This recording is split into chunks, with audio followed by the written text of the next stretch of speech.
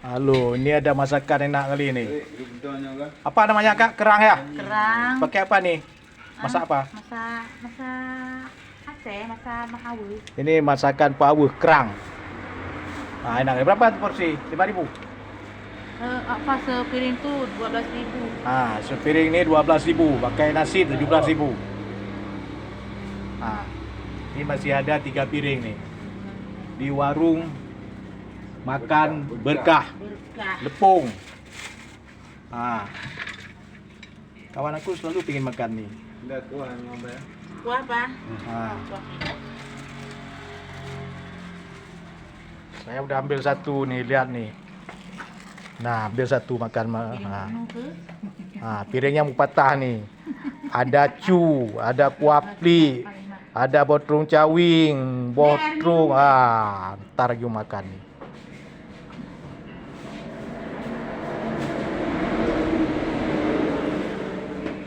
Makan nih, belum makan pagi. Sekalian siang. Habis promosi ramayan. Gagal loy tanya lepak baju, depung punya. Ini ada ikan pari. Ikan pari 15 ya? 20. 20 nih. 25 dengan nasi. Satu porsi, 25 sama nasi ikan pari. Ada ini udah 1 2 3 4 5 6. 11. Ada 6 porsi nih ikan pari bakar. Ini cabai-cabai kak ya? Cabai ya. Ini akan ada ikan cabai bakar. Belana. Ini belana nih. Belana panggang nih. Kalau makan datang kemari ke warung Berkah Lepung. Lewat jembatan sebelah kanan. Ada gulai pik nih pakai cu. Gulai pik pakai cu nih. Ini untuk orang Aceh Utara ada kuah asam keung. Aceh Utara kan cuma sampai sama putu meh. Ini ikan apa kak? Cabai-cabai? Itu ikan itu juga belana goreng. Ini belana, hijau.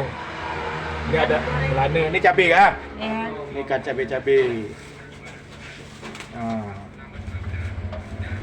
Ikan cabai-cabai. Ada telur ikan. Telur berapa kak?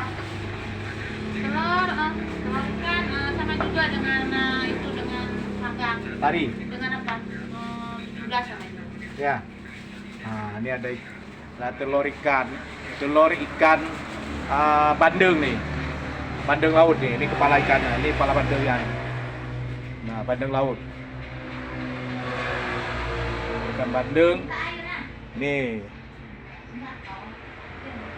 Ini telurnya. Warung Berkah tuh tandanya. Datang aja ke warung Berkah. Ikan lain juga ada. Udah habis nih belum?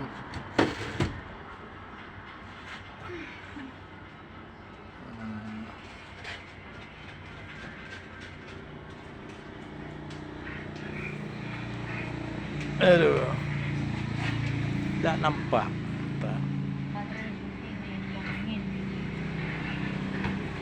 Ini 2 menit apa 3 menit?